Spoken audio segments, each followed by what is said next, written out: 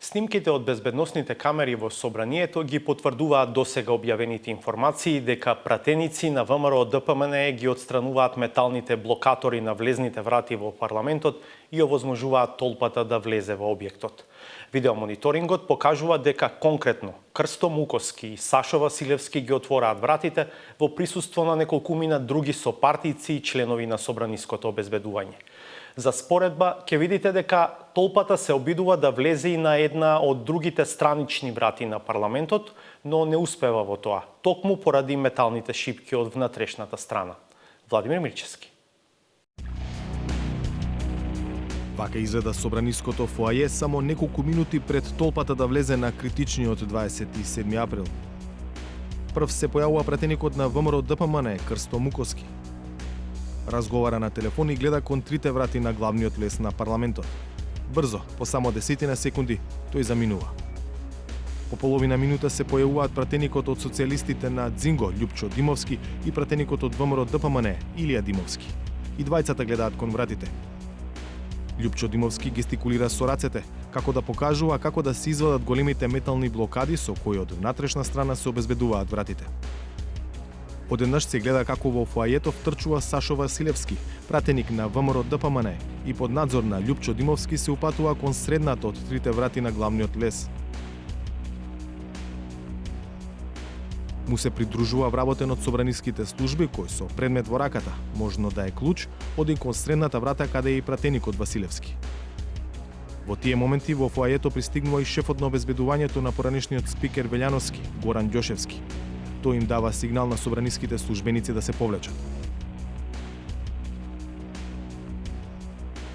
Веднаш потоа Сашо Василевски успева да ја симне блокадата од средната врата. Се повлекува и пратеникот Мукоски, но вратата се уште не се отвора.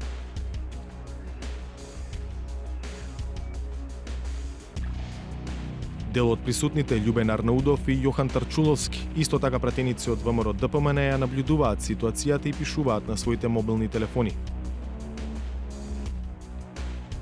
Мукоски се враќа кај влезот, но сега заедно со Василевски се насочуваат на крајната десна врата. На снимката јасно се гледа како Мукоски ја симнува блокадата. Толпата влегува.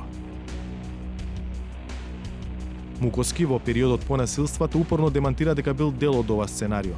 Не знам што сте гледале, јас знам дека не се гледам никаде. Не е точно. Еве го уште еднаш моментот на отворање на една од влезните врати на парламентот, кога јасно се гледа дека Мукоски, помогнат од Сашо Василевски, ги отстранува блокадите и овозможува влез на толпата. Првиот од толпата што влегува се поздравува со Тарчуловски. Сашо Василевски ја повикува толпата да влезе. Истото го прави и Љубен Арнаудов. Сашо Василевски се прегрнува со еден од демонстрантите. Ги бодри. Дел од толпата се насочува кон ходникот на пленарната сала, од каде најбрзо се стигнува до прес-центарот каде се Заев и другите пратеници. Меѓу нив се и лица со качулки. Некои од нив веќе се опремуваат со постаменти за знамиња кои ќе бидат употребени во тепањето. Заради споредба, во исто време демонстранти се обидуваат да влезат и од страничните влезови на собранието, оние што гледаат кон домот на РМ. Полицијата во овој случај, за разлика од пред главниот влез, на почетокот се спротивставува. Неколкумина специјалци се обидуваат да ги сопрат насилниците. Успеваат да издржат неколку минути. Толпата се пробива, удира на вратите. Турка се обидува да влезе, но металните блокади од внатрешната страна издржуваат. Но не и камерата што ги снима.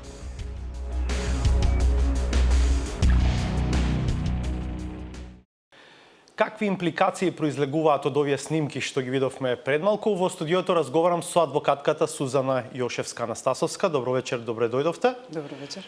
Прво, какво кривично дело прават пратениците Мукоски и Василевски, кои што ги гледаме дека се директно вклучени во отстранување на металните попречувачи на вратите во собранието?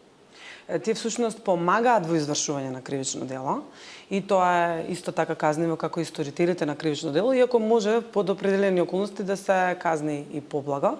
Со тоа што помагање може да бидат повеќе действија, овие конкретно ги отстрануваат пречките за да се изврши конкретно кривично дело. И сега работа на јавното обвинителство ќе биде да утврди кое кривично дело тие го помагаат, дали само учество во толпа, во спречување на извршување на службено действие или пак би бидело на другото учество во толпа која има намера да стори кривично дело, или пак ќе оди до таму да овие пратеници фактички со тргањето на пречките и отварањето на вратите помогнали на извршителите на кривичните действија на села, значи оние кои што го тепаа села, и тие да влезат и тие да го сторат и тоа кривично дело, но треба да се разграничи, треба да се знае дека во кривичниот законник стои дека помагачите, исто како и поттикнувачите, одговараат во границите на својата умисла. Па Што тие значи тоа значи дека во овие детали ќе се бара нивната кривична одговорност, односно каква била нивната намера. Веројатно во морална смисла, прво што ќе може да направат Муковски и Василевски е да си дадат оставки, но тоа е еден друг корпус на прашања, затоа не ве викнавме вечера да разговараме со вас. Какви кривични и дали кривични дела прават и оние пратеници кои што ги гледаме дека се тука во околината на овие двајца, дел од нив даваат некакви инструкции, сигнали, дел кон своите пратеници, дел подоцна кон толпата која што влегува во собранието, им покажува во која насока треба да се движат? Значи, и давањето совети, упатства, каде да се движат и како да се однесуваат, исто представува помагање. Тоа е наведено исто во членот кој што го регулира помагањето во кривичниот законник. Исто така, ставањето на достапно на салите, на самата просторија на собранието представува помагање, така што сите што се таму присутни и што ги гледаме на некаков начин со телефоните, како се координираат и организираат, фактички им помагаат и на толпата и на конкретните извршители, после што ќе ги сторат кривичните дела, да ги сторат кривичните дела. Но ќе видиме каква била во кој обем ќе биде нивната кривична одговорност. Секако за нешто се кривично одговорни, но ќе видиме во кој обем. Дали за исто кривично дело или за уште потешко треба да одговараат членовите на собраниското обезбедување, кои што исто така се гледаат на овие снимки? Бидејќи се тие директно одговорни за обезбедување на собраниската зграда. Тие фактички не преземале нивни службени действија. Тие со непреземањето на службените действија треба да одговараат повеќе, со тоа што кажав, овие помагачи може да одговараат и поблаго со извршителите, а тоа не може да биде случај за обезбедувањето на собранието кое што фактички не ги исполнува своите задачи. Реков, гледаме пратеници на ВМРО ДПМН и на нивните коалициски партнери, дел од нив ги отвораат вратите, дел се тука и даваат некакви инструкции. Дали ова отвора простор за друг сомнеш во насока на тоа дека упадот, влезот, насилството во собранието биле организирани и дека во тоа е вклучена директно ВМРО ДПМН? Партијата досега отфрла своја вмешаност во тие настани. Јас не можам никако да го прифатам како логички заклучок дека партијата не е вклучена ако нејзини пратеници се вклучени, особено кога се работи за ВМРО ДПМН, која до сега демонстрира и покажува определена војничка дисциплинираност по однос на тоа што прават нејзините членови, особено пратеници. Предпоставувам дека исказите на Муковски и на останатите ќе бидат во насока на тоа дали знаеле, не знаеле, кои ги организирали и така натаму, за да може да се земе дали тие ќе действувале самостојно или действувале како една организирана група и кој ги организирал. Но доколку сватиме дека тие се организатори и дека тие се како поединечни лица организатори, а се членови на политичка партија која цело време ги поттикнуваше овие протести и која велеше дека народот треба да се ја земе судбината во свој раце, за мене логички заклучок е ако се ценат сите докази заедно дека не може да се избегне заклучокот дека ВМРО стои позади ова. Вие сте советник во специјалното јавно обвинителство. Денот поминува во знакот на пресконференцијата на СЈО. Објавени се неколку нови истраги, меѓу нив можеби највпечатливи двете за финансиски криминал, сомневања за финансиски криминал. Едната поврзана со начинот на финансирање на ВМРО ДПМН. Според денеска презентираните сознанија на СЈО во периодот од 2009 до 2015 преку донации од физички лица на сметката на ВМРО ДПМН легнале околу 5 милиони евра. За сомневањата дека дел од тие уплати се фиктивни, зборуваше денеска Ленче Ристовска од СЈО. Сакам да слушнеме еден дел од пресконференцијата, па ќе се вратиме со првото прашање. За забележување е дека голем дел од уплатниците се пополнувани со исти ракопис, уплаќани се во интервал од 20 до 30 секунди во рамки на деловните банки, така што поседуваме и повеќе од доволно материјални докази дека на вистина во овој случај станува збор за кривично дело, односно постои основано сомнение дека станува збор за кривично дело перење на пари. Тоа што мене ме интересира, Јошевска, е каде е перењето пари? Каде се сомневањата за перењето пари?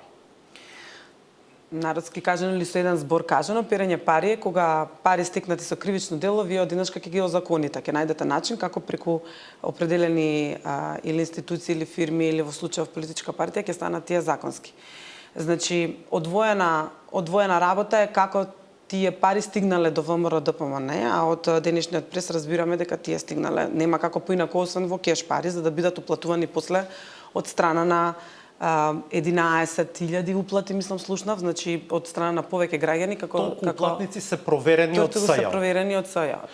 Значи вие велите дека најверојатно пари стигале во црни вреки. Па не реков во црни вреки, ама сигурно се во кеш. Бидејќи они не можеле во кеш да ги внесат, па морале на ваков начин да ги внесуваат во партијата и на тој начин да ги озаконат.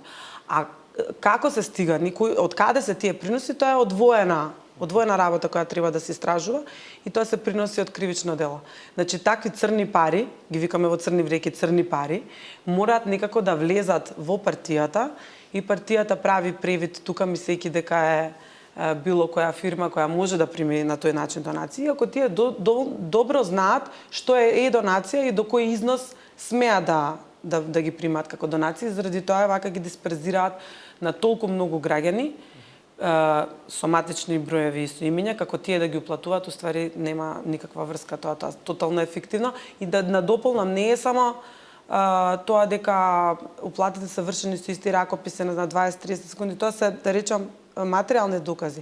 Вербалните докази од илјадниците луѓе кои беа сослушани упатуваат на тоа дека во еден ден еден човек носи купче уплатници и ги уплатува, затоа тие се на 20-30 секунди. Значи не се физички граѓаните кои оделе да уплатуваат, туку еден човек ги носи сите овие уплатници кои што ги напишал предходно. Уште еден аспект беше при тоа споменат, а тоа е договорот меѓу ВМРО ДПМН и Бетон за изградба на таа зграда во која што еден дел е сега сместено седиштето на ВМРО ДПМН и за кој што СЈО сега бара меѓу другите објекти да биде замрзнато како имот. При тоа беше потврдено она што како новинарски истражувања досега се појави јавно, а тоа е дека Бетон при тоа и вратил 2 милиона евра на сметката на ВМРО ДПМН како резултат на таа нивна сделка. И беше цитирана одредба од Законот за финансирање политички партии дека фирма, во случајот Бетон, која што добила тендер, а Бетон добил многу тендери, и тоа особено да гради објекти од Скопје 2014. И тоа во моментот на исплаќањето пари. Тоа исплаќање се смета за донација и тоа не смее практично политичката партија да го прими како средства. Значи се смета за донација заради тоа што не смее политичката партија да ќари, нели, да има профит. Се што е несразмер помеѓу тоа што инвестирал ВМРО како политичка партија и Бетон во таа зграда и они на основа на тоа го враќаат, представува донација согласно член 15 од Законот за финансирање политички партии, бидејќи представува разлика. И со името за тоа е изречита одредба. Кога веќе е донација, тука они го направиле превидот. Значи кога е веќе донација, не смее Бетон да донира, бидејќи во исто време има тендери склучени со државата и на тој начин фактички се поттикнува корупција. Ова е класичен пример на корупција како може една на обиколен начин непосредно и индиректно да се изврши. СЈО од денеска презентираше дел од очигледно обемната предистражна постапка направена во овој случај. Отворена е истрага.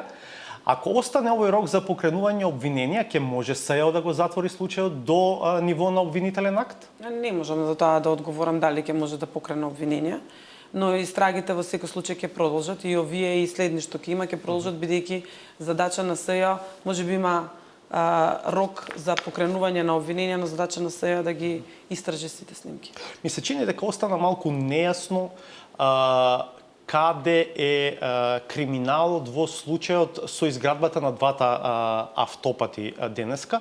Се споменува потенцијална штета за буџетот од околу 155 милиони евра. Каде се тие пари, каде се губат практично?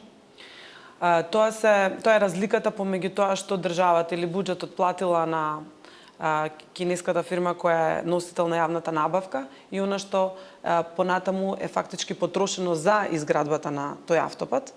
Иако и самата обвинителка Ленча Ристовска најави дека може ова е едно прелиминарно вештачење колку да се види од прилика што се случувало и тие се податоците кои што ги покажуваат, дека може да се направат и дополнителни за ако биде проблематична самата цифра да се прецизира, но во суштина 150 милиони се јавуваат како разлика помеѓу тоа што е платено и што е изведено, а во услови кога фактички кривичното дело е дека немате конкуренција, нема втора фирма. Има само една, има втора која доставила понуда, но која што воопшто не е земена во предвид, земена е само оваа, а таа е поскапа за 150 милиони. Да, од тоа што е изведено. Тврдењата се дека понудата на втората кинеска компанија била многу пониска. Да. И дури да прифатиме дека треба и самата фирма да има определена надоме за тоа што е носител на не може тоа да бидат 150 милиони. И мислам дека има уште еден важен аспект, а тоа е дека Само сакам да дополнам овдека во овој дел воопшто не се испитуваат бомбите за провизиите. Ова е само дека е прекршена постапката за јавна набавка. Без оглед што денеска слушам дека се повикуваат на специјални закони, односно посебни закони. Не може да има оправдување тоа што нема конкурентност при вака голем тендер. Овдека е прекршена конкурентноста, а тие податоци СЈ ги црпи од бомбите. И тоа го слуша во бомбите. Но провизијата конкретно е дел од друга предистражна постапка. Да, провизијата не е опфатена со оваа истрага.